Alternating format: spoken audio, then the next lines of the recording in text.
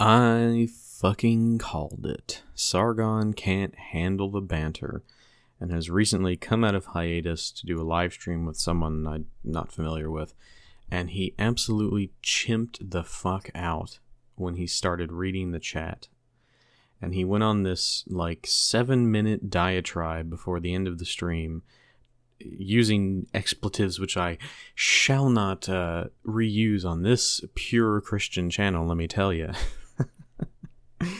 But I saw this coming. I know that Sargon can't handle the banner. This is why he chimped out previously on the Warski live show with Richard Spencer, because he can't handle it. He is not mentally strong enough to engage in a debate with his political opponents, and especially not political opponents who have better ideas than he does, someone like Richard Spencer.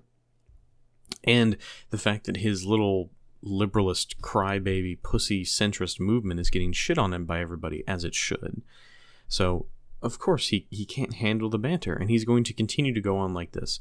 And it's upsetting to me because I wanted to see it happen. I wanted to see Sargon Spencer Part 2 Electric Boogaloo, but I guess it's not happening now. Even Andy himself said on Twitter that it probably wasn't going to happen, and I think that's a shame. It's an absolute shame. First, you go on this show expecting to lord your holy centrist opinions over the degenerates that are the alt-right, and then it turns out that you sit there like a smug asshole for 4 hours, and you make yourself look like a fool, while someone like Richard Spencer, and even JF, and Millennial Woes dance around you.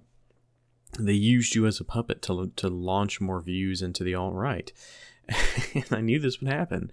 I saw this coming, and I've been wondering, ever since the first suspected date for a rematch between Sargon Spencer passed, I knew it wasn't going to happen. I knew, okay, he pussied out like I thought he would, because he's just not prepared to debate his opponents. Here's the thing. If I'm not working and I have the time, I will debate any person on any topic anywhere. Now, if it's a topic I don't know anything about, I'm going to sit there and I'm going to engage as a listener, not a political opponent.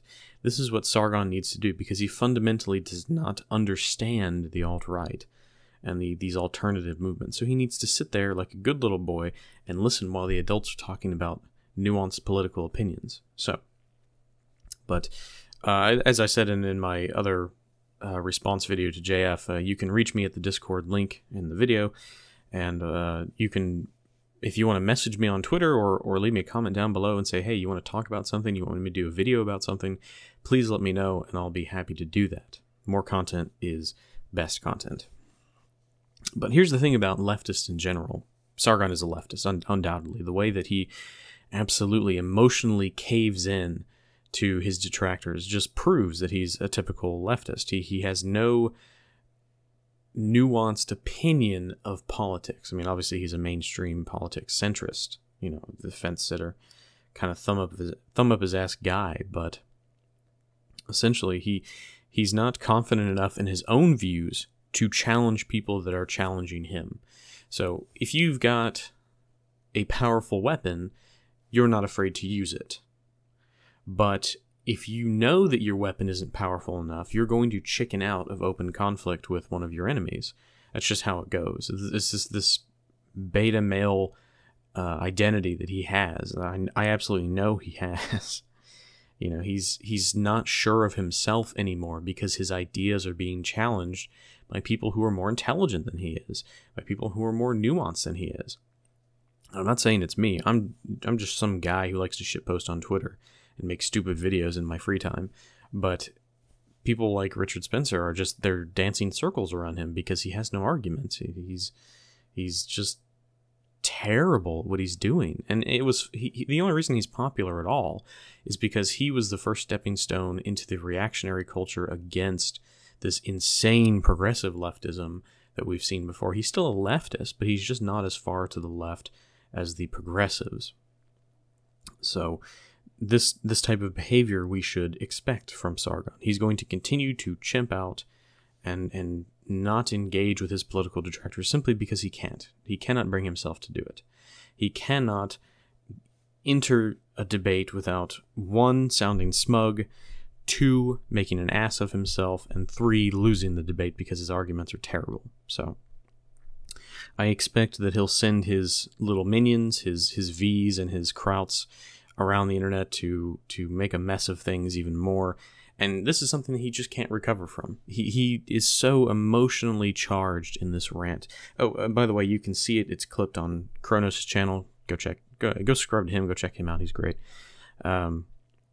He's so angry and upset. He's got this nerd rage built within him that he exposes, and it's unlike anything we've ever seen from his debates with progressives, because obviously his opinions are better than progressives, so he can kind of dance around them. But when it comes to the real politic, he is not capable of really engaging in these debates. He just chimps out and leaves because it's over his head, frankly. As far as I'm concerned, it's over his head. And we keep trying to help him with this open debate and try and bring him over here and say, hey, sit down, have a civil discussion.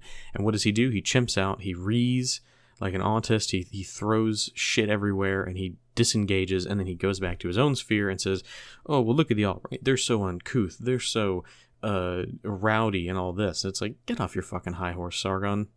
Get off your fucking high horse. You won't even engage in the discourse. I think it would be better to get down there in the trenches, get a little dirty, make a mess of yourself, and engage with these rowdy people, rather than sit up there in your pristine castle with all your servants, sniffing your farts all day. Because that's essentially what you're doing. You're not engaging. It's not entertaining. People are not interested in hearing what you have to say anymore because you keep blowing yourself the fuck out. It's not even the alt-right per se. It's things like this little outburst that you have that make people lose respect for you and your whole movement as a whole, as the quote-unquote self-appointed leader of the, liberalist centrist movement. If you're the leader and people see you acting like this, how are they going to feel? You don't understand political optics, I guess, for you to chimp out like this. So that's all I really have to say on the subject. I'm gonna keep my eyes peeled and see what kind of chimpery he can get himself involved in now. I can't wait to see the fallout from this. It's early in the morning over here, so we'll see what happens when America starts waking up. Anyway, thanks for listening.